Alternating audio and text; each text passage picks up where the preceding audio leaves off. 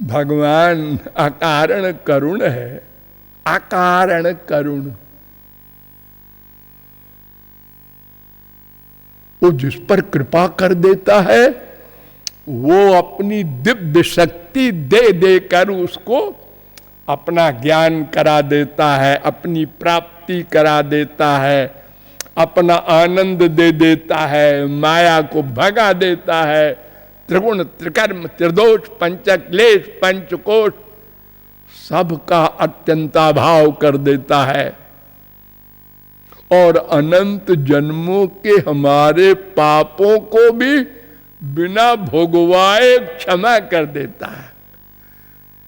देखो ये सबसे विलक्षण बात है, पर ध्यान दो। हमारे संसारी गवर्नमेंट में अगर कोई मर्डर का अभियुक्त हो और वो कोर्ट से कहे कि सरकार एक बार माफ कर दीजिए, माना मैंने मर्डर किया है, मैंने खून किया है, लेकिन अब मैं अपना अपराध मान रहा हूं और भविष्य में मैं चींटी भी नहीं मारूंगा, एक बार, तो कोई भी कोर्ट माफ नहीं करेगी। वो कहेगी कि हाँ देखो तुमने ये जो मर्डर किया है इसकी सजा भुगत लो, फिर मर्डर ना करना तो दंड नहीं मिलेगा। वो कहता है सरकार क्या कह रहे हैं आप? अरे जब फांसी हो जाएगी तो फिर हम रहेंगे ही नहीं, तो पाप क्या करेंगे? आए तो ठीक है, लेकिन एक मर्डर भी माफ नहीं किया जा रहा है। ध्यान दो, और हमने तो अनंत जन्म में अनंत पाप किया है, वो सब संचित कर्म के रूप में, स्टॉक के रूप में जमा है। 3 प्रकार के कर्म होते हैं, संचित, प्रारब्ध, क्रियमाण। तो वो संचित कर्म अगर भगवान भोगवावे कि ठीक है अब तुम मेरे बन गए हो, तो अब तुम आगे जो कर्म करोगे उसके हम ठेकेदार होंगे, उसका दंड नहीं देंगे, लेकिन जो किया है बेटा वो तो भोगना पड़ेगा।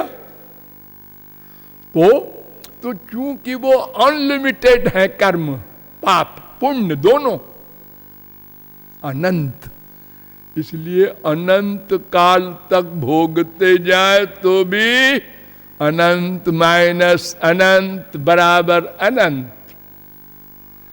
कभी अंत नहीं होगा तो मोक्ष क्या होगा? आनंद कब मिलेगा? दुख निवृत्ति कब होगी? लेकिन भगवान कहते हैं भिद्यते हृदय ग्रंथिश्चिद्यन्ते सर्व संशया क्षीयन्ते चास्य कर्माणि तस्मिन् दृष्टे पराबरे।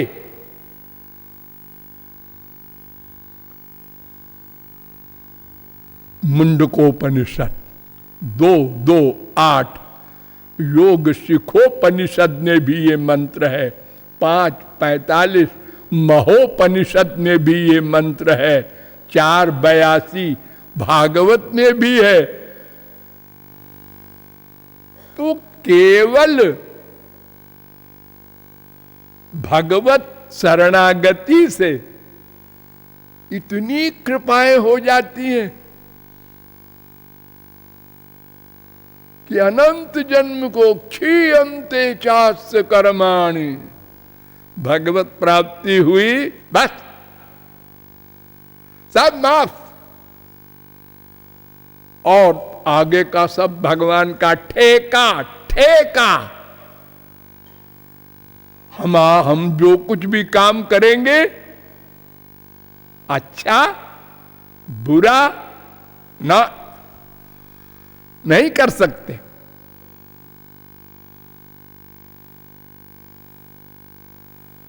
तस्य कार्यम न विद्यते। भगवत प्राप्ति होने के बाद कर्म खत्म, ज्ञान खत्म, सब खत्म। अब कुछ नहीं करना है। देखो आप लोग छोटी उम्र में तालाब वगैरह में, नदी वगैरह में नहाए होंगे अगर, तो खिलवाड़ किए होंगे, पानी के अंदर मुंह डाल के बू ऐसे करते हैं बच्चे, अच्छा लगता है, आवाज होती है। तो पानी के ऊपर तो आवाज आप कर लेते हैं, लेकिन अगर डूब जाए पानी के अंदर नीचे और वो करें तो आवाज नहीं आएगी। तो जब तक हम माया के अंडर में हैं तब तक कर्म करना कंपलसरी है, कंपलसरी है। एक क्षण को बिना कर्म किए नहीं रह सकते। और जहां भगवत प्राप्ति हुई, कर्म खत्म।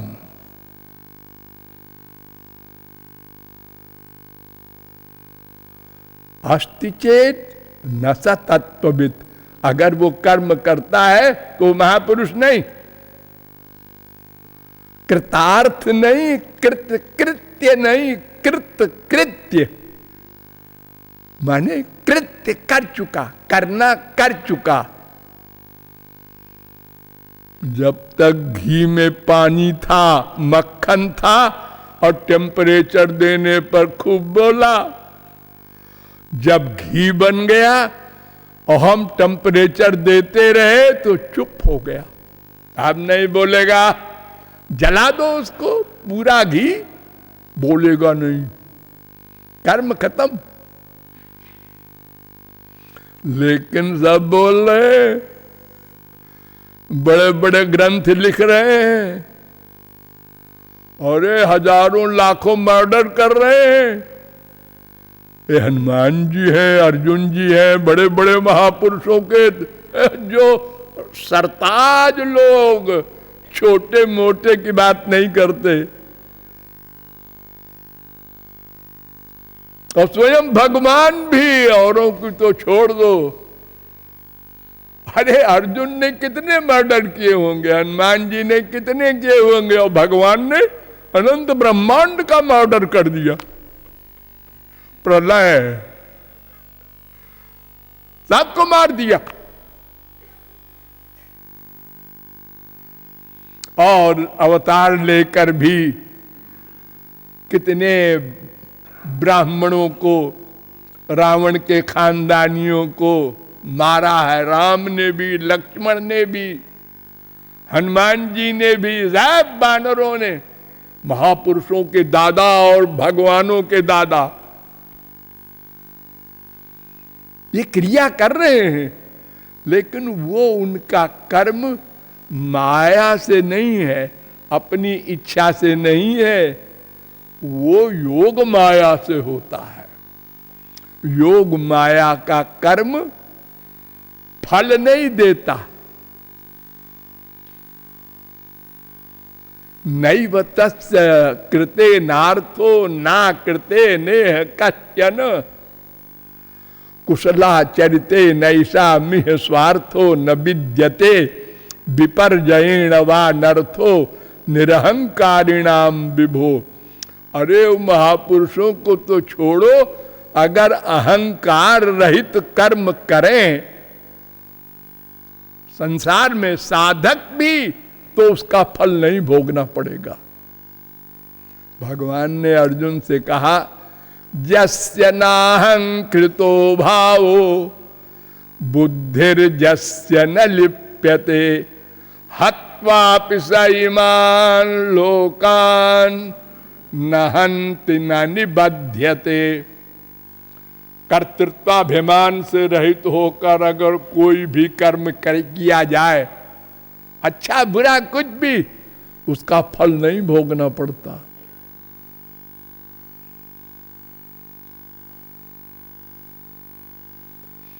तो इस प्रकार भगवान इतनी बड़ी कृपाएं करते हैं, वो कृपा कैसे करेंगे, इसके लिए आप लोगों को बताया गया कि कर्म ज्ञान भक्ति 3 मार्ग हैं।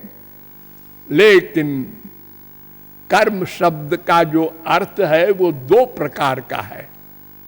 एक कर्म होता है फिजिकल, एक स्पिरिचुअल।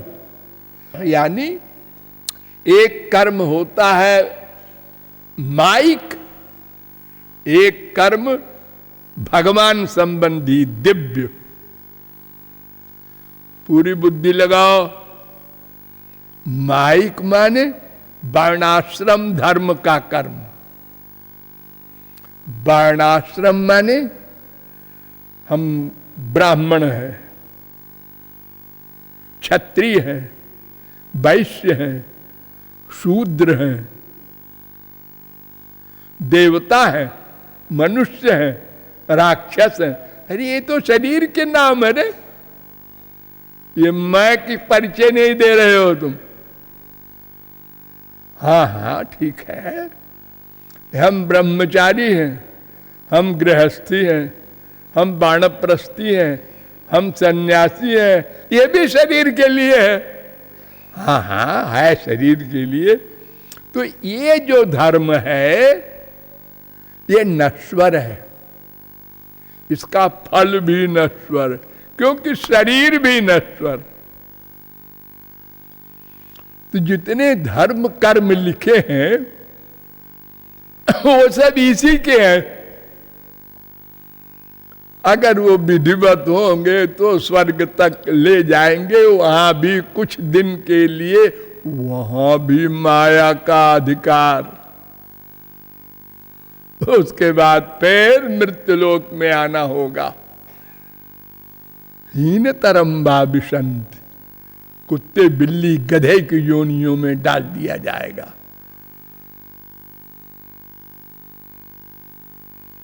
और ये परिवर्तनशील धर्म है। देखो आप ब्रह्मचारी हैं, हाँ, तो आपको क्या बताया गया है? ब्रह्मचर्य से रहो, स्त्री का फोटो भी नहीं देखना, किसी स्त्री से बात नहीं करना। अच्छा 25 साल तक उसने ऐसे ही किया।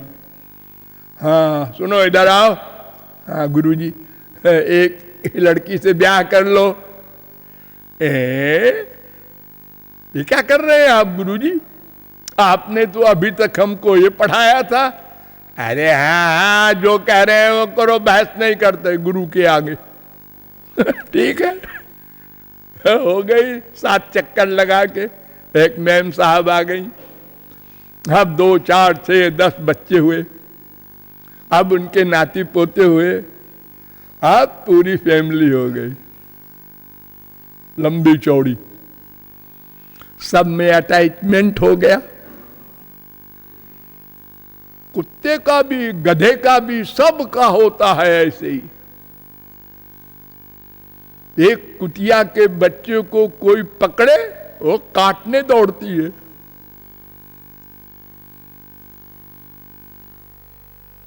सबको अपने परिवार में अटैचमेंट है। अब फिर आए गुरुजी, तुम 50 साल के हो गए? हाँ गुरुजी हो गए।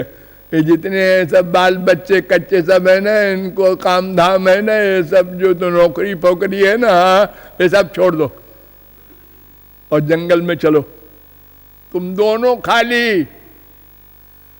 और ये हम इतने बच्चों को, नाती पोते को छोड़ के अपना ये सब अपना बनाया है कोठी महल, और ये सब छोड़ के जंगल में जाए?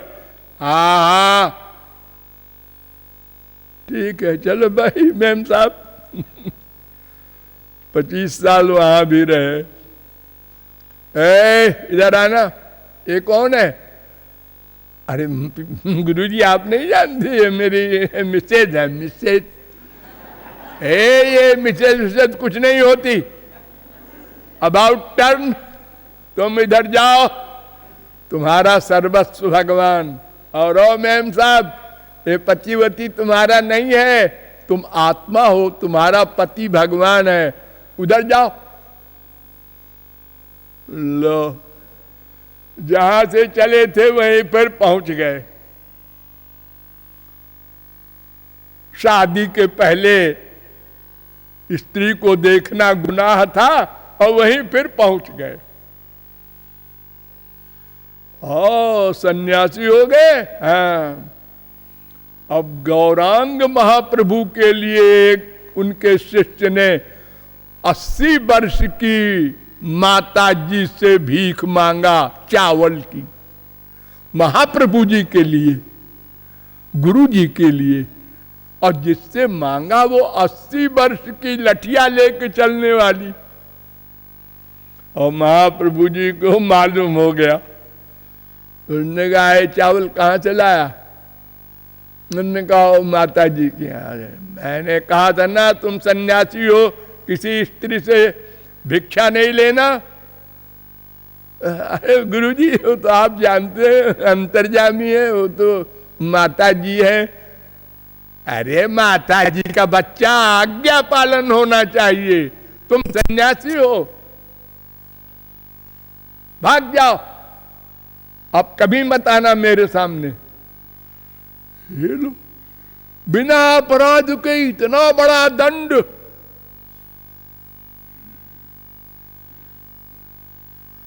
सारे भक्त सन्न। अब किसी की हिम्मत तो बोलने की थी नहीं, डर के मारे। अपराधी का बचाव करने वाला भी अपराधी होता है। लेकिन सब मन में सोचने लगे कि महाप्रभु जी तो भगवान के अवतार हैं, इनको पता है। और फिर इनको क्या, गधे को भी पता होती है कि 80 वर्ष की बुढ़िया में कोई आसक्त तो होगा भला? संसार में भी ऐसा कोई कामी नहीं है। और वो भी अपने लिए बेचारा नहीं लाया चावल, उसका त्याग कर दिया।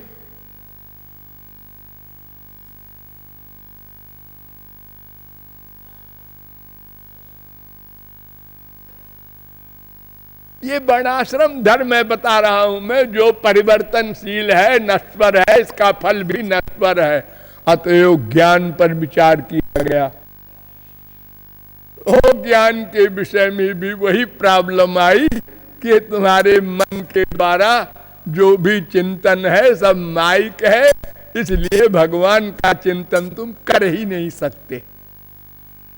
बेचारा पहले तो अधिकारी होना बड़ा असंभव, और अगर कहीं कोई हो भी जाए तो साधना करने समय बार बार गिरेगा।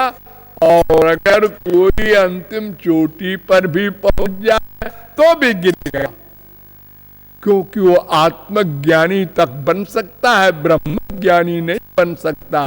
और बिना ब्रह्म ज्ञान के न माया जाएगी न ब्रह्मानंद मिलेगा, वो भी बेकार हो गया हमारे लिए। तो फिर अब एक बचा भक्ति योग, इसके विषय में हमको डिटेल से समझना होगा, लेकिन आज नहीं कल। बोलिए लाडली लाल की।